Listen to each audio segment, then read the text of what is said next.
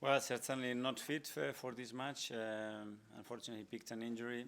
We don't really know yet the extent of it. I think we need a bit more time and some more tests. And after that, we'll have more clarity about the next steps.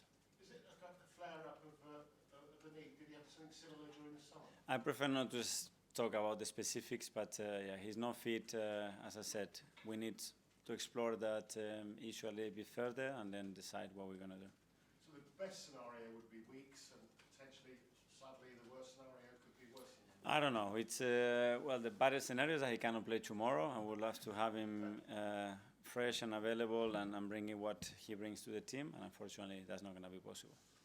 When he's just back from such a big injury, and obviously he came back really quickly, relatively speaking, and now he's picked up this other injury, whether it's as bad or not so bad. Yeah. Mentally, how is he? How has that affected him?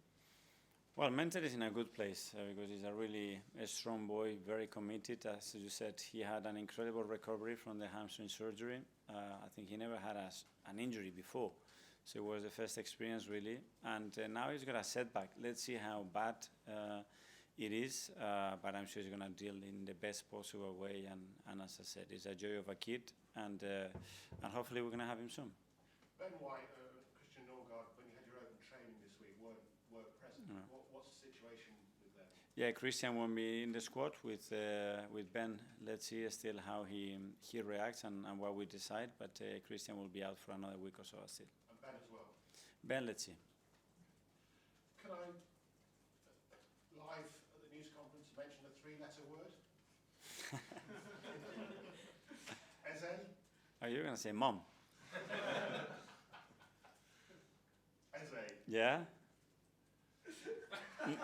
Nothing to comment, you know, and I can never talk about any player that is not part of our group, our club yet, so no comments on that. It's a difficult scenario, isn't it? Because Oliver Glasner and Steve Parish have both said goodbye to him publicly. Steve Parish says, the king is dead, long live the king.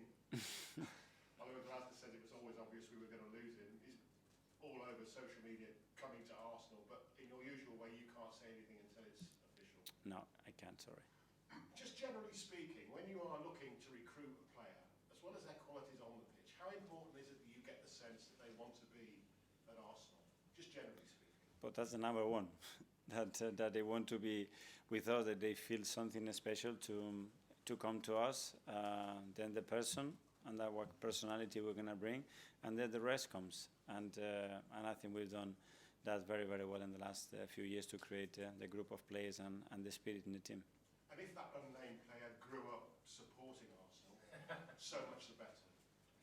The better the feeling, the stronger the feeling, I think the better always, because it brings a different edge, a different will and emotion to what you do, and I think that always brings something extra. Viktor Gyokeres, was it always the plan to give him just the hour in his first Premier League outing? Well, depending how the game develops, and every game brings different challenges, opportunities. I think the game was very demanding physically, became really, really open for different reasons, and we decided that at that moment he did enough, and we had Kai on the bench to come and change the game. No Kai, of course, this time. So is Viktor ready to go again? Yeah, he is. He's very, very enthusiastic. He trained really well this week again. He had another week under his belt. He looked in a really good place. And we're here to talk about Leeds. So let me ask you finally about Leeds. Well, very impressed and watching them, what they've done in pre-season, what they did on Monday, what they did last year for sure as well, in the manner that they did it as well. Big compliments to the way they play, to the coach, and yeah, I'm sure they're going to put a really difficult match against us tomorrow. Thank you. Nick, Hi. Can I please ask about set pieces, an area you know very well? Mm-hmm. You've been using it so well for quite a while, worked well at Old Trafford. When the opposition is trying to carry on challenging you, and you carry on being successful, how much as a coach you have to evolve and be creative to carry on getting the result? Yeah, that creativity comes from different angles, and in every phase of play we try to do that. At Old Trafford we have many situations from open play as well that we should have and we could have exploited the situation much better to be much more efficient in how we finish actions, and especially because then they went the other way very quickly. And on that sense, especially being the first one, which is really difficult because we all pay a lot of attention to that. That's a big resource that we have, and it brings confidence as well that the team can score goals from any situation. First home match of the season in the Premier League at the Emirates this weekend. How important is it to have the fans on board this weekend to create a great atmosphere and be part of the journey for the whole? Yeah, it's always very special. I think everybody's very excited for the first game. It builds a different energy around the stadium. I'm sure they missed it. They missed the team. We have certainly missed our supporters and that connection. And tomorrow, I'm sure from the first whistle, I think everybody's going to be at it, and we're going to have a good game. It's this weekend. In the last couple of years, we saw the 3 promoted sides got relegated after just one season. When you look at the size of the club, Leeds United, their history, and the result against Everton a few days ago, how confident do you think they will be this weekend? Incredible club, incredible history as well. When I've been here long enough to understand the history of that football club, as I said, very special. One big city, just one club, so passionate about what they've done. You know what happens when you go there and play. So, yeah, great to have them back. Wish them all the best, apart from tomorrow, obviously. Simon, standard? Mikel, can I just ask you, when you're trying to break down those teams that sit deep, has been an issue in the past, how important do you think the arrival of Noni could be for that when you look at what he does in tight spaces in terms of a dribbler? Yeah, any creative player that can unlock situations and from close situation becomes an open situation, creating that uncertainty, more attention as well in and around the ball is going to create a space in other places. So, yeah, having more creativity, more weapons, having the ability to bring different profiles on the pitch, different stages in the game, something that for sure we're going to have this season, and that's great. And can I just ask you one quick one on injuries? On that session on Wednesday, we saw Urian, I think, started the session but left. Is he okay? And also just on Gabriel Jesus, have you got any more sort of timeline of when he might be back, particularly obviously with the situation with Kai? So on Julian, we have to manage his load. Obviously, he's been out for a long time again, and he comes from a long-term injury. So we had a long week. We have to manage the load on that. So we have decided to take a little bit of training down, especially that day in the open session. And Gabi is doing super well. I think it looks in a really good place. Obviously, it's a massive injury, and we need to come back from there in a really strong way. But certainly, is in the right place and with very strong strides, I think. Tom, Football London. Hi, Mikel. Hi. We spoke after the United game about the turnovers and the chances that weren't necessarily created. You mentioned 7 or 8 moments. Went back and rewatched it, and I counted, there was 12 times, I think, in the game where there were turnovers and counter-attacks that lead to a major chance. What for you needs to click and change for those moments to create that big chance? Well, a few things. Understanding the behavior of the position, understanding what kind of runs and where we have to start, the timing of that connection as well, which is something that in every situation is going to be different. So understanding certain principles, where we want to arrive, how we want to do it, and then it's about the execution and being fresh as well on those moments to make that decision. Because when your heart rate is 180, to make that pass is not the same that when you've been resting after a set piece for 1 minute, you know. So every situation is different, but I'm sure we're going to improve it. The good thing is the intention that the team has were exceptional. It's now about making those little margins, those tunes to make it more efficient. And just on the transfer window as well, this is your 3rd recruitment head in terms of someone you've worked with that's led the transfers. You worked with Raya, worked with Berta, and now Berta. What differences have you noticed this summer working with someone new? Is anything seemed different this summer in how things have gone? Well, the great thing is, the common thing is that ownership has always been the same. They've been super supportive. We had a really strong board as well, very well connected. And then, yeah, 3 very different people, very grateful to the 3 of them, and enjoy to work with all of them. With Andrea now, again, as I expected, someone extremely professional, very thorough, very determined, and bringing something different to the table as well. So I enjoy a lot working with them. Hi, Mikel. Hi. A few weeks ago you mentioned evolution, and I think you mentioned it again a week after in a presser. And when you mentioned it, you spoke about creating spaces inside quite a bit. I was just wondering, when you were thinking about how the team can evolve, how big a role was that in what you were looking forward to this season? Well, a few things obviously that I want to express them here. When that evolution, make sure that when we're evolving, we are maintaining the great things that we do and just tweaking and making things that can give us big value, not spending too much time on them. And that's what we have done, and we're going to continue to do.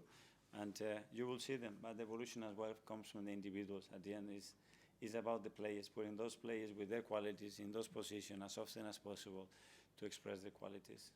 And I was just going to ask about David Raya as well, because I thought at the weekend there was a moment where basically the ball came into the box and he punched it out through bodies. And it's quite a short goalkeeper by most standards, but at that point it didn't seem like his height mattered. So I was just wondering what you thought about his kind of stature as a goalkeeper, kind of defying what most people expect. That is very big here, and is very brave. And you cannot be the tallest, but if you have the will and the courage to go for these kind of balls, that's a massive attribute. And then he's a super athlete. He's someone really athletic, really powerful, really dynamic, really agile, and that's a big advantage because he can time things really well, and on that action especially when there are so many bodies in the box, to come out and do that, it shows one, his courage and personality, and the one, his capacity to deal with these kind of situations. Okay, one from Phil at the back. Hi. In terms of Arsenal's transfer activity so far this summer, and possibly with another big name on the way, do you think that the club is really sending out a statement to its rivals, that Arsenal aren't messing around and Arsenal are here to win this year? I think we are showing the ambition that we want to do, that we are here to win major trophies, to keep evolving and improving every single year, and that's going to come with demands, and those demands are clear. It's our competitors, what we're doing, where the league is going, and we're going to be in front, not just chasing or acting or behind. We just want to be in front of it, and every decision that we make in every area of the club is to try to achieve that. Does that bring any extra pressure to you at all? For me, it's motivation. For me, is how can we be better? How can we continue to evolve, to win more football matches with bigger margins? How can we bring the people that we have closer to us, more connected? And I think the players that we already have are incredible. The ones that we already signed, I think there are players that are going to connect with our people and make them proud and excited. Okay, last two in the As Live section. First, Nick at the back here. Hi, Mikel. Can you tell us a little bit about Leandro Trossard and his new contract situation? Well, I prefer not to because it's not my duty. I'm really, really happy with Leo. That situation has been resolved in a really great way, and I think he deserves a recognition, and we are really happy to have him. There was speculation he might be one of the players to leave this summer. Clearly not now, but do you think we will be seeing a few players leaving between now and the end of the window? Well, it might be speculation. The good players always have options to go. Leo was very clear from the beginning that he wanted to go here. The club was very clear. Wanted Leo here, I was very clear that I wanted here. So at the end, good outcome. James, yes, ma'am. Hi, Mikel. Hi. There is a suggestion that you stepped up in the market this week in response to Kai's injury. Is that accurate, or were you always thinking about trying to do one more? I was accurate. I think it was very clear what I said, that it wasn't done. Obviously, we were very active trying to look at the possibilities that could come. We are not reacting to anything. We've been very prepared and understanding what we could do, and we have decided this is the moment to do it. If you do get one more in, will that complete the squad in your eyes? I don't know, because to complete the squad, we have to see the in and the outs, and it's still a long time in the window. And just finally, just watching open training midweek, there was that game you played where Martin Zubimendi was playing for both teams. Yeah. I just wondered, is that a specific way that you look to kind of integrate him into your style of play, or am I reading too much into sort of one drill? Well, that he has an element of that. He has an element as well of load, because he wasn't. He missed a couple of training sessions before Man United with illness, and obviously the game took a lot out of him, and we wanted to manage him as well. Okay, that finishes the As Live.